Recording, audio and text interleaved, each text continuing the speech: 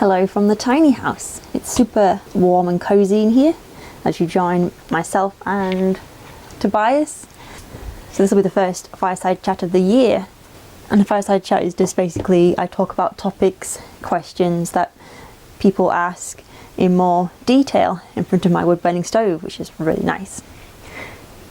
In today's video I thought I'd talk about 8 lessons that I've learned from the road. I've done quite a lot of travelling in my life. There's still a lot more to do. So far I am driving around Europe. I spent the summer driving through Turkey and back, going through a lot of countries. After that I went border crossing and island hopping in South and East Asia. Did quite a few countries there, and then I decided to go to the west coast of America, hike the Pacific Crest Trail, in between working of course. And then I decided to get a working holiday visa and I moved to Japan for the year, which was amazing. I've got quite a few vlogs about that if anyone's interested. I think it's up there or up there, I don't know, but the link is up there. And after that I went back to New Zealand, where I spent the summer hitchhiking and wild camping my way around. Then went to Australia for a month volunteering, and then I met up with a friend I'd made in Japan and we motorbiked from Ho Chi Minh to Hanoi. And I've just done a bit of travelling in between, but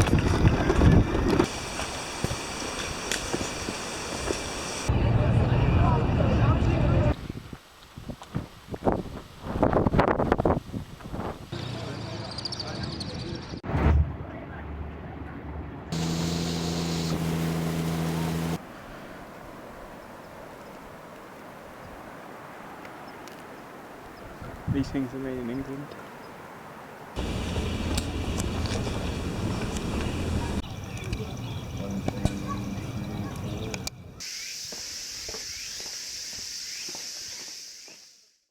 I thought I would talk about 8 lessons that I've learned from the road. So lesson number 1 is remember to take breaks. That is super important, because if not you will get burnt out. I think one of the biggest travelling adventures I went on, the one in the beginning for me, was driving to Europe and back. It's easy to do on a long-term holiday or travelling, is that sometimes it's easy to forget to take a break, because even though you are on holiday, you are still seeing a lot. It can be quite physical in terms of moving around. Travelling itself can be exhausting. It's a lot of mental stimulus, taking things in, and also the crowds, so it can be a lot at once and quite overwhelming. I think it's easy to forget to take breaks, because you would do, if you work a regular 5 days a week job, got those 2 days off and that's like your weekend. Obviously if you have a very busy life, then you probably don't get much of a weekend, but those 2 days are there. And for us in Europe, we would just go from city to city, country to country, and I think that we did forget to take breaks. And I think this hit us, and in Montenegro and the car got broken into. I will probably make another future fireside chat about this, but that was quite the drama. So I can remember we had to leave Montenegro and we got into the next country, which was Albania, and we basically just checked into a campsite for 2 nights, and all we did was just eat good food, go swimming in the lake, and we read for those 3 days that we were there. One of my lessons from the road is remember to take breaks. It's very important to do that, to take a moment to step back from all the sightseeing and travelling and just to have some downtime. Number 2, it's fine to eat in separate restaurants. This refers back to my friend and I when we were driving through Vietnam, and obviously that can be quite stressful. It's a very busy, fast-paced country, and when you're on a little motorbike, you're sometimes battling the rest of the traffic, and you've had a whole day of riding, a bit of sightseeing, you get to the hotel and you're exhausted and you need some food, so you go out. But I think by that point we were both experienced travellers, and we just decided, okay, I'm going to eat at this one, I'm going to eat at this one, cool. And we just did that, and we had a bit of downtime to ourselves, and we actually sent a picture to each other of where we'd ended up, of us eating the meals that we'd found. That wasn't a regular occurrence, but that just came into my mind thinking about lessons I learnt from the road, and just take time to yourself. And yeah, if you want to eat at that restaurant, go eat at that restaurant. Okay, I think this one is probably you hear on all travel advice is keep a journal, a sketch or take sketches, create a vlog, do voice notes. I've heard of people documenting their journey by sending postcards home from every city they visit, which is quite a nice mosaic when they get home. But whatever works for you, just document your journey, because you will look back in a few years' time and realise that it's something that you wish you had done. And for me personally, I like to obviously take a lot of pictures. When I started getting into YouTube, I kept more vlogs, hence the vlogs from living in Japan. And I also keep a journal. Try and write at the end of every day all the little details, like the travel, the people I met, the food I ate, the things I saw. And yeah, I do go back through those journals. I do have quite a lot of them now, and they do bring back lots of fond memories. So in a way that works for you, documenting your travel adventures in some way. Number 4, so I've got here, create a basic plan and just start. With all the adventures I've had, the amount of times people go, oh, I wish I could do that, but it sounds really complicated. And I think the hardest part of any adventure is starting. Like, the planning process is, can be quite fun, and then once you get into it, but I think that just starting, that is the hardest part. Like the tiny house as an example. Not all adventures have to be travel, but for me, building the tiny house has been a big adventure, and the hardest part was starting.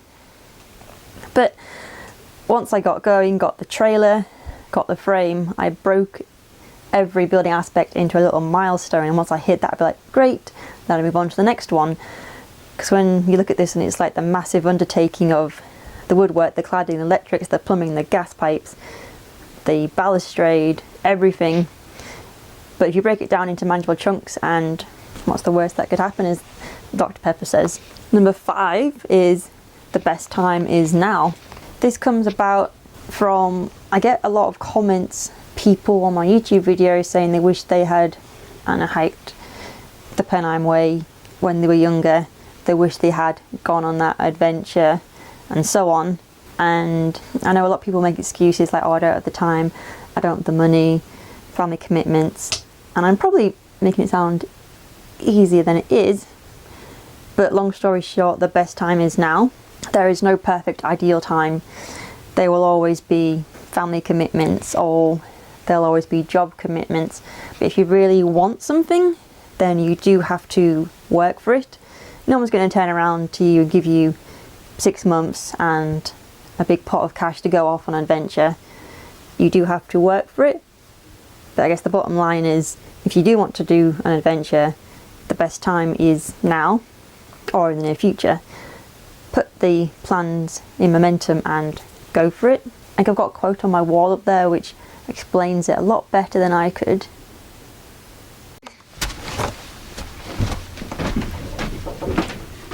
Okay, I found it. This is way more articulate than I am.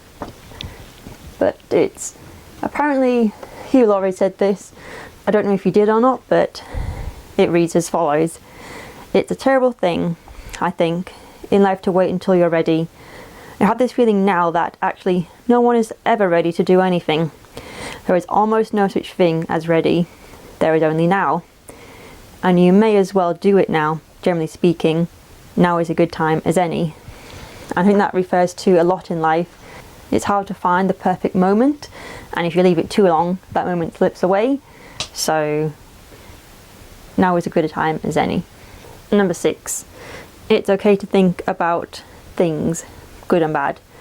I think what I mean by that is, for me personally, when I was travelling and off on a great adventure, I'd often dream of bigger things in a way. Like, even though I'd be off on like a really grand adventure, I would dream of building a tiny house and having a garden. I'd spend a lot of time in my downtime from travelling on YouTube looking at tiny houses and looking at a lot of garden videos especially.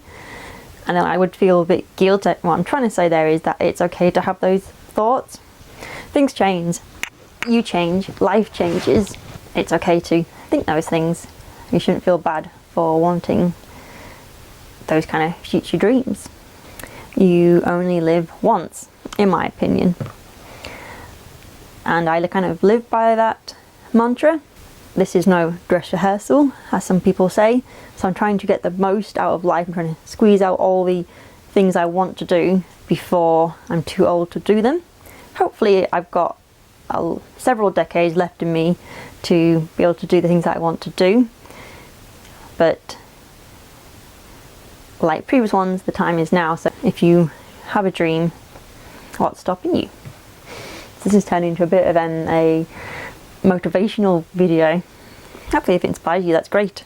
And I guess the final one is nothing is permanent. There will be uncomfortable moments on the road. Like on the PCT, I almost quit. I remember I was about 1,000 miles in. Someone had written 1,000 out of sticks on the trail, and I remember looking down at it thinking, I've only hiked 1,000 miles, which is amazing in itself, but I think I must have just been in a very sullen mood that morning. Looking down at it, I was just thinking, I've only done 1,000 miles, I've still got another 1,600 left to go, I'm still stuck in California, my tooth was broken, and I remember feeling very uninspired, demoralised, not motivated at all. And I remember when I got into town, I was tempted to just get off trail with the remaining money I had, just flit around the United States or maybe fly somewhere else, but I didn't. I took a few days off trail, got my thoughts back together, got my head back in the game, and got back on the trail, and the rest is history, so to speak. There will be uncomfortable moments, but you will surpass them and overcome them to hopefully go on and achieve greater things and have even more adventures. So I guess sometimes it just takes a moment to alter your mindset and see it from a different angle, or just take a break and don't quit. Just have a pause, have a little time out, and then get back into it, and fingers crossed it will all go well. I hope that was useful. Those are some of my thoughts from my adventures from over the past years. Hope they've inspired you, and yeah, stay tuned for the next Fireside chat. And thank you for being here. Yeah.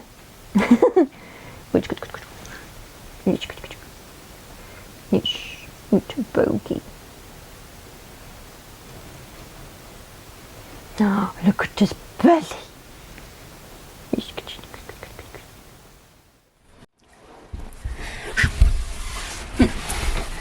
Just thought I would end this video with a little kind of like future update. My next videos might be a bit different, but don't worry, it's only for 6 months or so. I'm heading off on a journey that I wanted to do for a long time now, so I'm really excited about that. I will be leaving the country for that period, but don't worry, when I come back there'll be lots of gardening, homesteading and tiny house related videos. I thought I'd just put that little update here. But yeah, thank you for watching, and I'll see you there.